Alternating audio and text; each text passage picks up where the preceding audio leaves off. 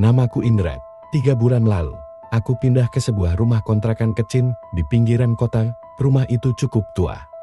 Cat dindingnya sudah mulai mengelupas, dan ada bau lembab yang aneh setiap aku masuk ke kamar mandi. Sebelum kita melanjutkan ceritanya, jangan lupa untuk klik ke komen dan subscribe dan beritahu kalian dari mana saja. Tapi yang paling menggangguku adalah lubang ventilasi di atas dinding kamar mandi. Bentuknya kecil, tapi cukup untuk memasukkan tangan manusia. Awalnya aku tak curiga, tapi sejak malam pertama, aku mulai merasa ada yang aneh. Setiap pukul 2 dini hari, terdengar suara seperti kuku mencakar-cakar dari balik lubang itu. Kadang disertai dengan suara napas pelan. Aku kira cuma tikus, tapi suatu malam, saat aku sedang mencuci muka, aku melihatnya. Sebuah tangan kurus, pucat, dan penuh luka, keluar perlahan dari dalam lubang itu. Jari-jarinya gemetar, seperti sedang meraba-raba, mencari sesuatu. Aku terdiam, tak bisa bergerak, dan ketika aku berteriak, tangan itu langsung menarik diri. Lenyap seketika, aku menghubungi pemilik rumah, dan dia hanya berkata, "Jangan ganggu lubang itu, biarkan saja. Kalau kamu tidak menggali lebih dalam, dia juga gak akan mengganggumu." Jawaban itu malah bikin aku makin penasaran. Aku coba intip lubangnya pakai kamera HP, tapi tak ada yang terlihat. Sampai suatu malam, aku menaruh HP-ku merekam selama aku tidur, dan saat aku memutar videonya keesokan pagi, ada rekaman suara dari kamar mandi, suara air menetes, lalu suara erangan kecil, dan akhirnya tangan itu keluar lagi.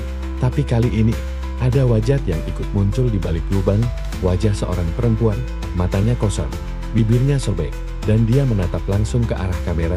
Sejak malam itu, aku tak berani tinggal di rumah itu lagi, tapi kadang aku masih mendengar suara kuku mencakar. Bahkan setelah aku pindah, seolah sesuatu ikut bersamaku. 2 hari setelah aku pindah dari rumah itu, aku mencoba hidup normal kembali, tapi kenyataan jauh dari kata tenang. Setiap malam, aku bermimpi buruk. Dalam mimpi itu, aku berdiri di kamar mandi rumah kontrakan. Dan dari lubang ventilasi itu, bukan cuma tangan, tetapi seluruh tubuh perempuan itu mulai merangkak keluar. Wajahnya semakin jelas, rambut panjang, wajah penuh luka, dan mata yang menatap tajam ke arahku. Dia menggumamkan sesuatu, seperti bisikan, tapi tak bisa kupahami. Aku putuskan untuk kembali ke rumah itu, hanya untuk 1 malam. Kupasang kamera, letakkan lilin dan garam di sekitar kamar mandi seperti yang disarankan seorang teman yang paham hal spiritual. Tengah malam, lilin mulai bergoyang meski tak ada angin, udara menjadi dingin. Dan tiba-tiba kriak. Suara ventilasi itu terbuka sendiri, lalu terdengar suara, "Dikembalikan. Dia milikku." Aku ketakutan, tapi tidak kabur. Kamera merekam semuanya. Dari lubang itu, muncul tangan, lalu wajah. Tapi kali ini, aku melihat kalung di leher sosok itu. Kalung itu sama persis seperti milik adikku, yang hilang 2 tahun lalu dan tak pernah ditemukan. Jantungku berhenti sesaat. Jangan-jangan sosok ini ada hubungannya dengan hilangnya adikku.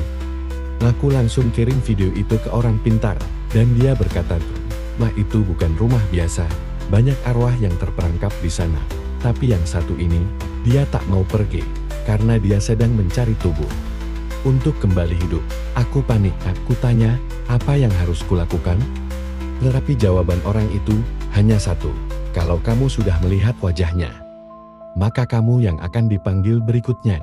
Dan malam itu, aku terbangun dengan suara ventilasi kamar kos baruku terbuka sendiri.